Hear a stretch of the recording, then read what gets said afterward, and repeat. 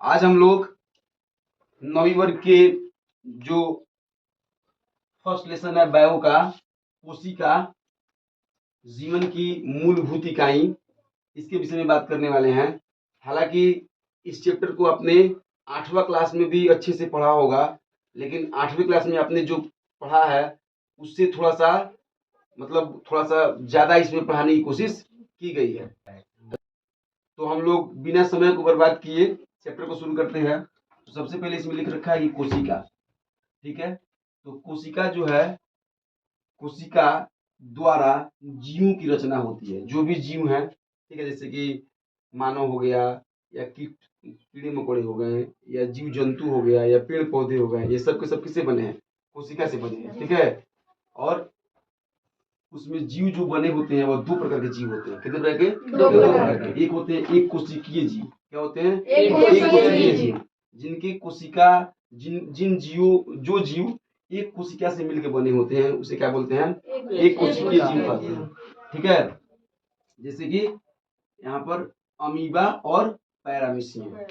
Amoeba और paramecium क्या है? एक कोशिकीय जीव। समझ रहे बात? एक कोशिकीय जीव है। जैसे कि सामान्य नजरों से अगर देखा जाए तो जो चीरा है, चीरा जिसे केचुआ बोलते हैं हम लोग, किसानों का मित्र कहा जाता है। आपने 8वीं में भी पढ़ा है उसको। मतलब किसानों का मित्र कौन है? केचुआ है। केचुआ को किसानों का मित्र कहा जाता है क्योंकि वह मिट्टी को पोला बनाता है, मतलब मिट्टी में वो घूमता रहता है। तो मिट्टी जो है भुरभुरी होती है, भुरभुरी होने के कारण मिट्टी में ऑक्सीजन जाता है, तो उस ऑक्सीजन से जो है पेड़ पौधों को बहुत ज्यादा सहायता मिलती है, ठीक है। तो क्या होता है कि वो अमीबा, केचुआ, ये सब क्या है? एक कोशिकीय जीव है। और बहुकोशिकीय जीव मतलब जिनमें कोशिकाओं की मात्रा ज्यादा होती है, जैसे कि सांस लेने वाले अलग श्वसन तंत्र बने होते हैं, फिर सुनने के लिए कान बना होता है, तो ऐसे जीव क्या बोलते हैं? बहुकोशिकीय जीव। उसमें बहुत सारी कोशिकाओं के मिलने से जीवों का निर्माण होता है, जिससे क्या बोलते हैं? बहुकोशिकीय जीव। किसी को दिक्कत नहीं आ रहा है बात समझ में? जैसे मनुष्य, गाय, कुत्ता, कीट इत्यादि। अब यहाँ पर सवाल बन जाएगा आप लोगों से, मतलब ऑब्जेक्टिव इसी में से बन सकते हैं, सब्जेक्टिव इसी में से मतलब बन सकते हैं कि बहुकोशिकीय जीव कौन है। तो क्या या कहा जा सकता है कि मनुष्य किस प्रकार का जीव है? ऑप्शन है, एक कोशिकीय, बहुकोशिकीय, ए और बी दोनों, इनमें से कोई नहीं। क्या तो क्या समझ रहे बात? तो इस तरह से बात समझ चलिए। अब देखिए, सभी कोशिका जो सभी जीव जो है कोशिकाओं से बने होते हैं। किससे बने होते हैं? कोशिकाओं से। और कोशिकाओं में जो है इन मतलब 4 प्रकार की चीजें पाई जाती हैं। सबसे पहला कोशिकाओं में क्या पाए? 5 प्रकार है। चलिए ठीक है, 5 प्रकार के जीव मतलब चीजें होती हैं। जैसे कोशिका जो है 5 प्रकार से बना होता है। पहला है कोशिक, जो पौधों में पाया जाता है। कहाँ पाया जाता है? पौधों में। थोड़ा आराम से बोलिए, ज्यादा तेज बोलिए, ठीक है ना, धीरे धीरे बोलिए क्योंकि आवाज ज्यादा आ जाएगा उसमें। तो कोशिक अर्थात पौधों में, ठीक है। अब कोशिका झिल्ली कहाँ पाया जाता है? उच्च पौधे और जंतुओं में, मतलब उच्च श्रेणी के पौधे और जंतुओं में कोशिका झिल्ली पाया जाता है। जानवरों में भी होता है और पेड़ पौधे में भी होता है। केंद्रकाय, ठीक है, यह प्रोकैरियोटिक कोशिका में होता है, जिनमें कोशिका झिल्ली युक्त और अंगक नहीं होते हैं, जैसे बैक्टीरिया में केंद्रिकाय पाया जाता है। केंद्र पाया जाता है क्योंकि उसमें जो है कोशिका झिल्ली युक्त अंगक नहीं होते, मतलब जिसमें कोशिका झिल्ली नहीं होता है उसमें केंद्रकाय पाया जाता है। जैसे कि बैक्टीरिया का मतलब हो गया कि छोटे छोटे जीवाणु, ठीक है, उनमें अलग से कोशिका झिल्ली नहीं पाई जाती है, उसमें केंद्रिकाय पाया जाता है, मतलब केंद्रक पाया जाता है। फिर केंद्रक यूकेरियोटिक कोशिका में होते हैं, इसमें कोशिका झिल्ली युक्त अंग पाए जाते हैं, जैसे कि मनुष्य और कीट। मनुष्य में और कीट में क्या होता है? केंद्रक पाए जाते हैं। और केंद्रकाएं किसमें पाई जाती हैं? जिसमें अंगक नहीं होते हैं, बैक्टीरिया में। यहाँ से भी ऑप्शन बन सकता है कि बैक्टीरिया में क्या पाया जाता है। ऑप्शन ए केंद्रक, केंद्रिकाय, कोशिका झिल्ली और कोशिक। क्या कहिएगा? केंद्रकाय, ठीक है, किसी को दिक्कत? अब आगे कोशिका द्रव्य जो अंगक में होते हैं। अब कोशिका द्रव्य जो है यहाँ पे 4 प्रकार के होते हैं। देखिएगा, ध्यान दीजिएगा, कोशिका द्रव्य कितने प्रकार के होते हैं? एक होता है अंतः द्रव्य जालिका, दूसरा बोलता है गोल्जी काय, तीसरा लाइसोसोम, माइट्रोकांड्रिया, रिक्तिकिया, पौधों में लवक और जंतुओं में तारक काय। आप इसके लिए टेंशन न लें, इन सभी शब्दों को अलग अलग डिफाइन करके अभी समझाने का प्रयास किया जाएगा और आपको सभी शब्द समझ में भी आएंगे और आपसे याद भी आसानी से हो जाएगा, कोई ज्यादा दिक्कत नहीं होगा। कोशिका द्रव्य में इतनी चीजें होती हैं, ठीक है। कोशिका द्रव्य में क्या होती है? इतनी चीजें होती हैं, ठीक है। आगे देखते हैं। अब जो अंतः द्रव्य जालिका है, ठीक है,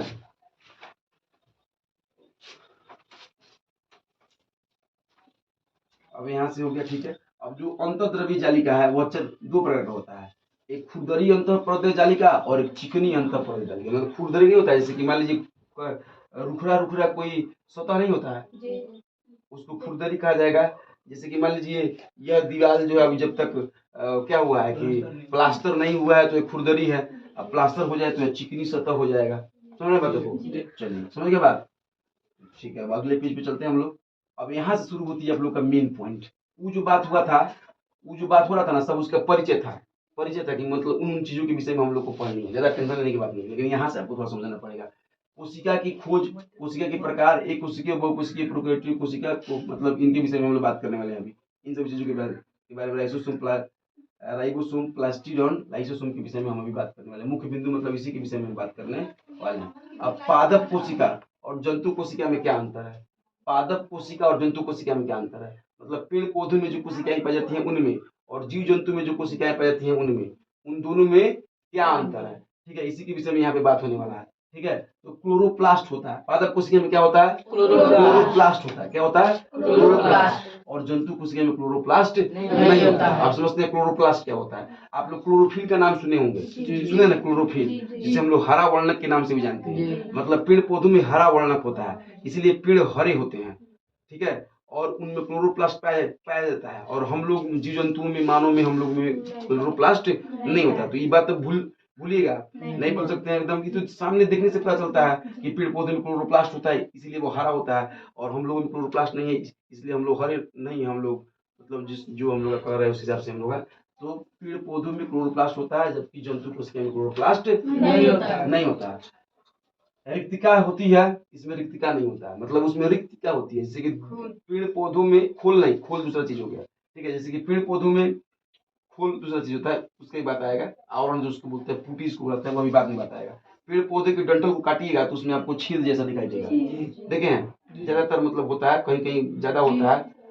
जैसे कि मान लीजिए उसकी टहनियों को अगर तोड़िएगा और यहाँ से काटिएगा, अनुप्रस्थ काट, तो ऐसी ऐसी रचना है, ऐसी ऐसी रचना है, देखे हैं? जी भाई, अच्छे अच्छे इसमें कुछ रेखाएं भी होती हैं।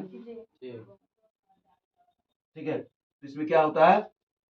रिक्तियां होती हैं किसमें? पादप में, पेड़ पौधे में, लेकिन इसमें रिक्तियां नहीं होती है। द्रव पदार्थ का अवशोषण होता है, ये द्रव पदार्थ को सूखता है। पेड़ पौधे क्या करते हैं? सूखते हैं। जब इसमें रिक्तियां हैं तो सूखेंगे। अब हम लोग शरीर पे यहाँ पे पानी गिरा जाएगा तो थोड़ा नहीं हाथ सूख लेगा, नहीं नहीं मतलब हो सकता है। तो इसमें रिक्तियां अवशोषण की क्षमता नहीं होती है, इसमें अवशोषण की क्षमता होती है। यह प्रकाश संश्लेषण द्वारा भोजन का निर्माण करते हैं। किसके द्वारा? प्रकाश संश्लेषण। और हम लोगों में प्रकाश संश्लेषण नहीं होता है। ठीक है, आ रहा समझ में? बहुत सुंदर, यहीं पे समझ लीजिए। क्लास में आप याद रखने की कोशिश करिए, नहीं तो आप घर पे जाके फिर इसको नोट्स बनाइए और याद करिए, तो आपको थोड़ा सा ज्यादा दिक्कत होगा। और यहाँ पे अगर आपको ज्यादा याद हो जाएगा, मान लीजिए यहाँ पे 40-30% अगर याद हो गया, तो घर पे जाके मेहनत करिएगा तो आपको 50-60% याद हो जाएगा। फिर एक बार रिवीजन करिएगा तो 70-80% हो जाएगा, और परीक्षा में जाके लिख दीजिएगा तो मतलब 100% हो जाएगा। समझ रहे हैं बातों को? तो धीरे धीरे परसेंटेज बढ़ता है, अभी नहीं कि एक ही बार अचानक आपको परसेंटेज बढ़ जाएगा, ऐसा नहीं होगा। फिर कोशिका भीति सेलुलोज की बनी होती है। कोशिका भीति जो क्या होती है? सेलुलोज की बनी होती है, और इसमें कोशिका भीति होती ही नहीं है।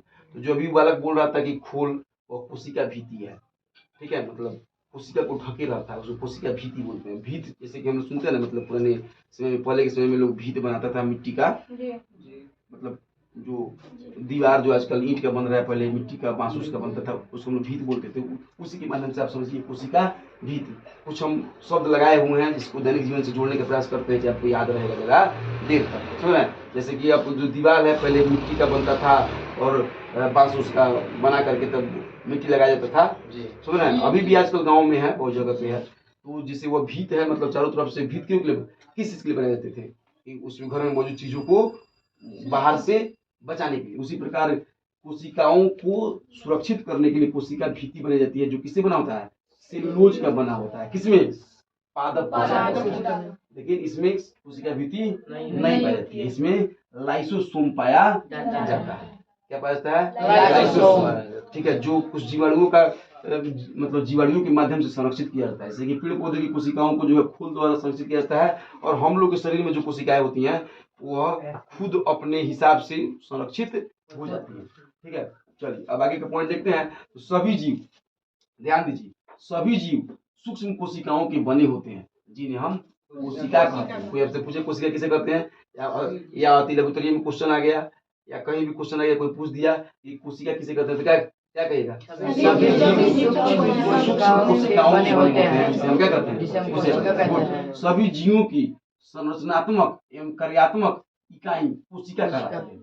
अब दोनों थोड़ा सा लघु उत्तरीय कोई पूछ दे तो दोनों लाइन को मिला दीजिएगा, तो थोड़ा सा बड़ा आंसर हो जाएगा। ठीक है, संरचनात्मक और क्रियात्मक। संरचनात्मक मतलब सभी जीवों की जो संरचना बनी हुई है, और जो क्रियात्मक का मतलब जो एक कार्य कर रहे होते हैं, वो दोनों किससे होता है, कोशिका से बना होता है। समझ बात, किससे बना होता है, कोशिका से।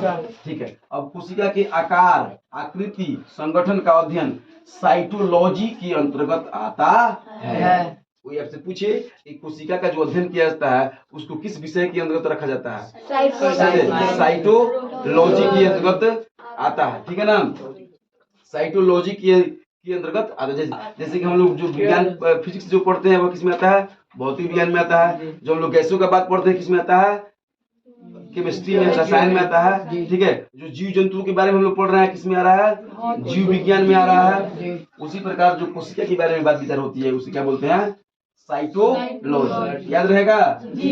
अब देखिए सन 1665 ईस्वी में कार्क कोशिकाओं के माध्यम से रॉबर्ट हुक ने कोशिका को सबसे पहले देखा। कब देखा, 1665। अभी याद करिए कब देखा, आराम से आराम से। ठीक है, किसने देखा, ठीक है। सर्वप्रथम निश्चित कोशिका को एंटोनी लियोन हॉक ने देखा।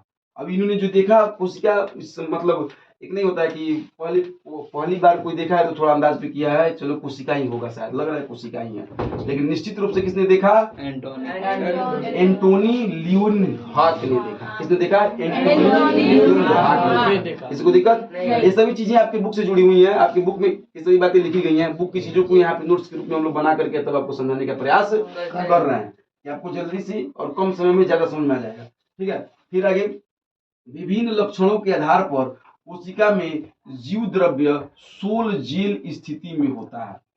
जो जीव द्रव्य होता है मतलब कोशिकाओं में जैसे कि जेल होता है ना, जेल जैसे कि बच्चा मतलब आजकल जो लोग फैशन में मतलब अपने बालों में लगाने के लिए इस्तेमाल कर रहे हैं, तो थोड़ा सा ना पानी जैसा होता है, मतलब बूंद जैसा, थोड़ा चिपचिपा जैसा होता है, तो उस तरीके के जेल जैसा होता है कौन, कोशिका में जीव द्रव्य। कोशिकाओं में जीव द्रव्य होते हैं, वो के सोल जेल के समान होते हैं। ठीक है, फिर आगे प्रोटोप्लाज्म। प्रोटोप्लाज्म के विभिन्न संगठन में जल, आयन, नमक, इसके अतिरिक्त दूसरे कार्बनिक पदार्थ जैसे प्रोटॉन, कार्बोहाइड्रेट, वसा, न्यूक्लिक अम्ल और विटामिन आदि शामिल होते हैं। मतलब प्रोटोप्लाज्म के संगठन में ये सभी चीजें मिली होती हैं। फिर सभी कोशिका सिद्धांत का प्रतिपादन जीव वैज्ञानिक स्लीडन और स्वान ने किया है। कोशिका सिद्धांत का प्रतिपादन किसने किया है, स्लीडन और स्वान ने किया। और उनके अनुसार, उन्होंने अपने अनुसार बताया है कि सभी पौधे जीव कोशिकाओं के बने होते हैं। किसके बने होते हैं, जीव कोशिकाओं के बने होते हैं। कोशिका जीवन की मूलभूत इकाई है, उन्होंने कहा है। अब देखिए कोशिका का अभी दो लाइन आपने यहाँ देखा था, कोशिका के विषय में दो लाइन यहाँ देखा। ठीक है, अब कोशिका के विषय में ही बात कर रहे हैं। ठीक है, तीन लाइन है, दो लाइन मिलकर 5 लाइन हो गया। अब अगर कोई एक नंबर में पूछे तो एक नंबर के तौर तरीके से आप जवाब दीजिएगा। अगर कोई 2 नंबर में आप मतलब लघु उत्तरीय में पूछे तो उसके हिसाब से दीजिएगा। समझ रहे बात, लघु उत्तरीय में तो सिर्फ कोशिका किसे कहते हैं सवाल नहीं आएगा, और भी कुछ आ सकता है उसमें, लेकिन लघु उत्तरीय और अति लघु उत्तरीय में आ सकता है। तो जितने नंबर का सवाल होता है मतलब उस तरीके से उसका जवाब लिखा जाता है। ठीक है, इस बात को आप समझ लीजिए। तो कोशिका जीवन की मूलभूत इकाई है। सभी कोशिकाएं पूर्व निर्मित कोशिकाओं से पैदा होती हैं। सभी कोशिकाएं पहले जो कोशिका बना हुआ है उसी से पैदा होता है। वायरस कोशिका सिद्धांत का एक अपवाद है। वायरस क्या है, कोशिका सिद्धांत का अपवाद है। कोशिका सिद्धांत के जो नियम है उस नियमों को वायरस क्या करता है, नहीं फॉलो करता है, नहीं मानता, इसलिए वो क्या है, अपवाद। समझ गए। चलिए अगला देखते हैं। अब यहाँ देखिए,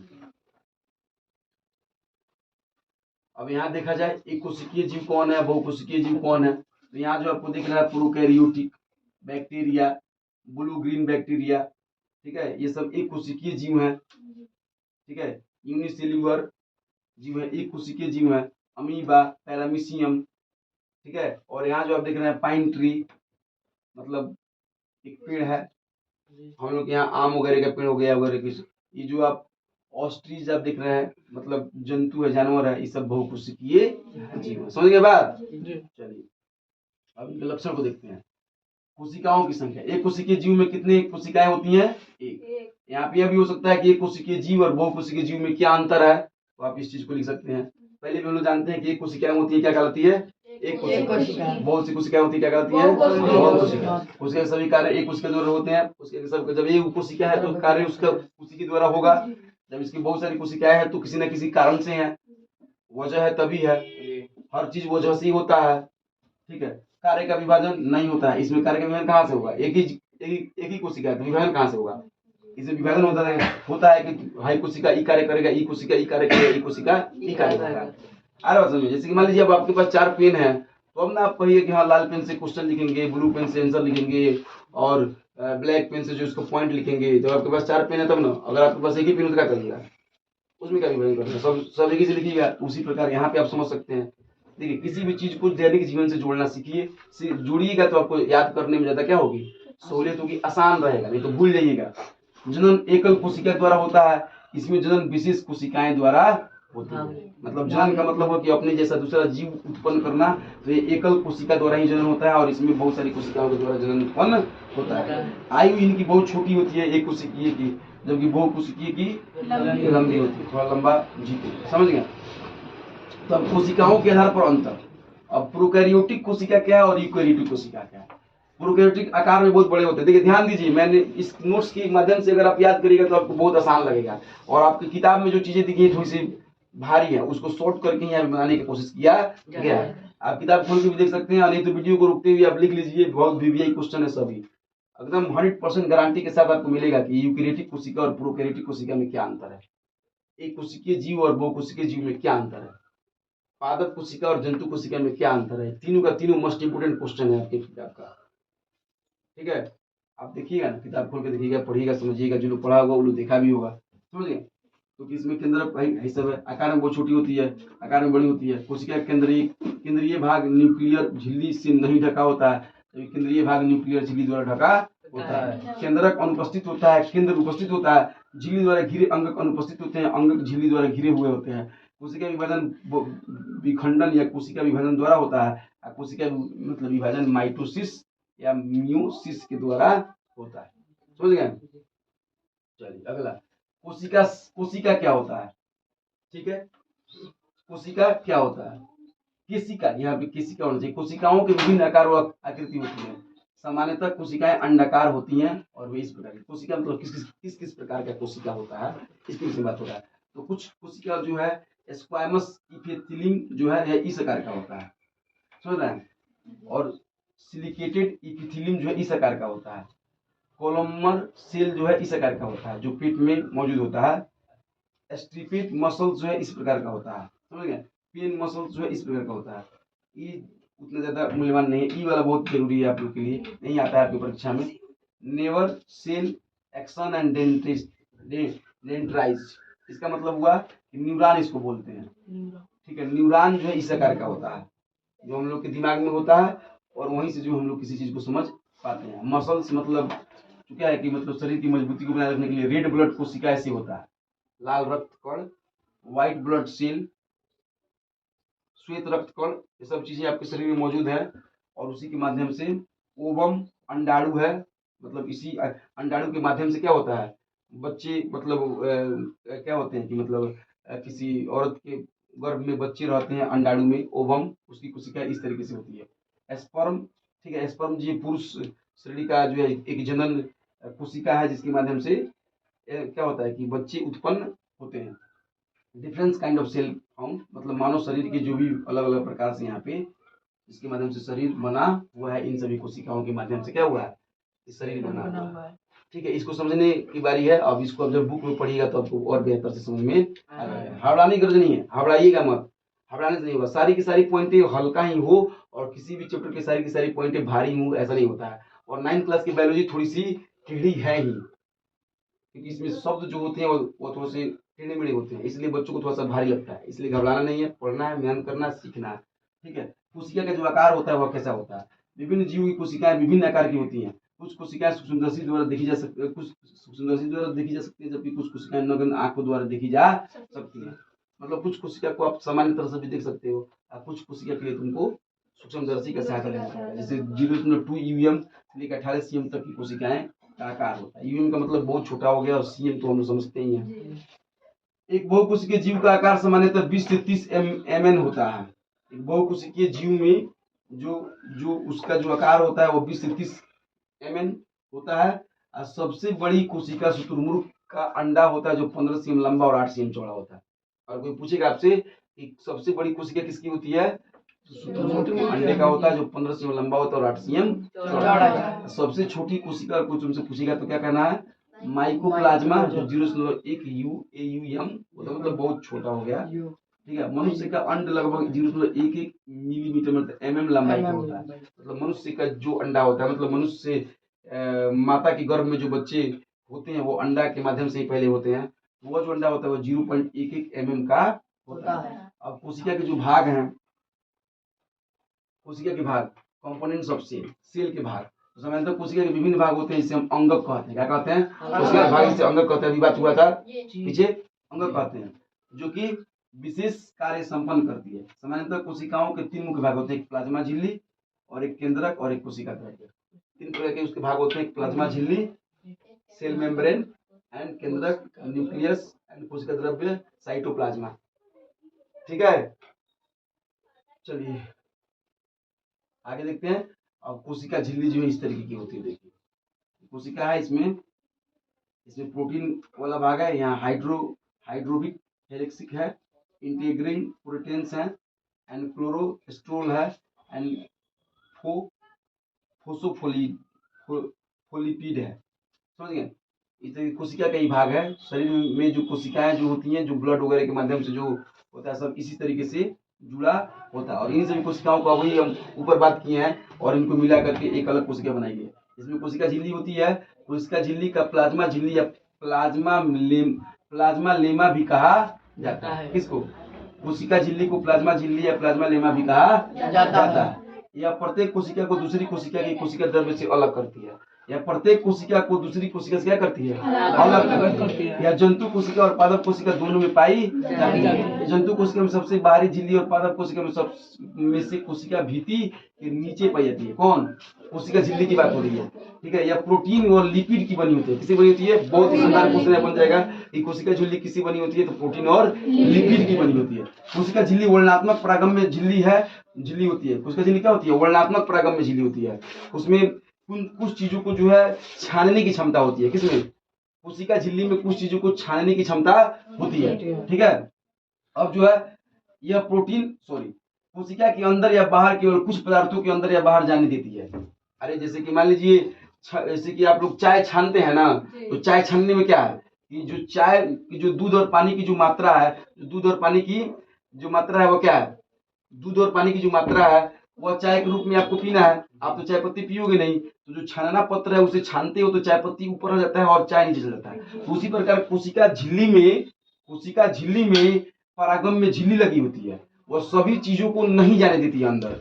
जो जरूरत होता है उसको जाने देगी, जिसको नहीं जरूरत होगा उसको बाहर ही कर देगी। इसलिए इसको कोशिका झिल्ली को चयनात्मक और परागम्य झिल्ली भी कहते हैं। ये सवाल भी मोस्ट इंपोर्टेंट आपकी परीक्षा में पूछा जाएगा कि कोशिका झिल्ली को अर्ध परागम्य चयनात्मक झिल्ली क्यों कहते हैं? तो इसलिए कहते हैं क्योंकि वह जो जरूरी तत्व होता है उन्हीं को कोशिका के अंदर जाने देती है, नहीं तो अन्य जो जरूरी तत्व नहीं है उसको अंदर जाने नहीं देती। किसी को दिक्कत नहीं। चलिए ठीक है, हो गया ही। अब सिंगर और न्यूक्लियोसोम के फ्यूल्ड मस्क्यू मॉडल सिद्धांत के अनुसार यह एक प्रोटीन की सतह है जो लिपिड की दो सतहों के बीच सैंडविच की तरह 75 मोटी होती है। मतलब सैंडविच जो होता है ना, सैंडविच देखिए, मतलब ब्रेड वगैरह का बना होता है, ब्रेड तब उसके बाद फिर उसमें मक्खन डाल करके जो बनाया जाता है, तो उसी तरीके से यह बना हुआ एक लिपिड की जैसा होता है। जैसे आप देख रहे हैं लिपिड के जैसा, मतलब तो सतह, एक सतह ऊपर, फिर दूसरी सतह नीचे, फिर तीसरी सतह नीचे।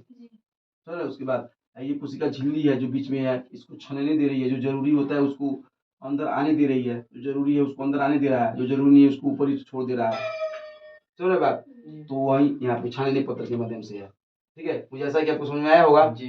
ठीक है, तो चलिए अब यहाँ भी आपको दिखाने की कोशिश किया गया है। जो जरूरी है वो छन पाएगा, जो नहीं सैंडविच की तरह है, जो जरूरी है वो छन पाएगा। डबल लेयर पर होता है फैट, जिसको बोलते हैं। यही फैट जो बढ़ जाता है तो किसी की मतलब चर्बी, मतलब मोटे जो लोग होने लगते हैं तो फैट बढ़ने के कारण होता है, ठीक है, क्योंकि उसका झिल्ली जो है वो क्या होती है, थोड़ी सी चौड़ी और मोटी होने लगती है। ये लचीली होती है और मोटी तोड़ी और दोबारा जुड़ सकती है, 2 बार 3 बार मुड़ सकता है, ठीक है। चलिए अब प्लाज्मा झिल्ली की बात की जा रही है। प्लाज्मा झिल्ली कोशिका झिल्ली के अंदर और बाहर अणुओं को आने जाने देती है। प्लाज्मा झिल्ली से कोई मतलब नहीं है, वो जो अंदर और बाहर आने जाने देती है। यह कोशिका के निश्चित आकार को बनाए रखती है। और प्लाज्मा झिल्ली के अंदर और बाहर अणुओं का आदान प्रदान यह 2 प्रकार से होता है। पहला प्रकार होता है विसरण और परासरण। क्या? विसरण और परासरण, ठीक है। मुझे लगता है कि इसमें जो है 6 पेज है, अभी 6 हो गया ही मान लीजिए, फिर अभी जो है 7 हो गया, फिर इधर जो है 8 हो गया, फिर जो है 9 हो गया। ये सभी चीजें आप लोग समझिएगा, आप लोग घबराइए मत। चिकनी द्रव्य खुदरी सब हमने कहा था ना कि जो जो बातें इसमें बताएंगे सबका जो है माध्यम सबको समझाया जाएगा। राइबोसोम लॉक हो गया, क्लोरोप्लास्ट हो गया, कार्य हो गया इसका। मतलब यहाँ से जो अभी 12 पेज है इसमें, 6 पेज हम लोग अभी कर लिए हैं। अब भाग 2 इसका रील के मतलब इसको बनाया जाएगा। कितने मिनट की वीडियो है बाबू? 26 मिनट। तो रहने दिया जाए, क्लास थोड़ा सा बड़ा हो रहा है। आपको करना क्या, सुनिए, घबराइए मत। अब आपको करना ही है कि आपको वीडियो को रुकते हुए क्वेश्चन सर पूरे करने हैं, लिखने हैं, मतलब इसके नोट्स को लिखने हैं, पूरा करने हैं और इसको याद करने की कोशिश करनी है। और शाम तक ये वीडियो अपलोडेड कर दिया जाएगा, आप वहां से भी देख करके पूरा कर सकते हैं, ठीक है। चलिए इसी के साथ आज की हमारी क्लास समाप्त होती है। किसी दूसरे वीडियो में हम मिलेंगे। चलिए।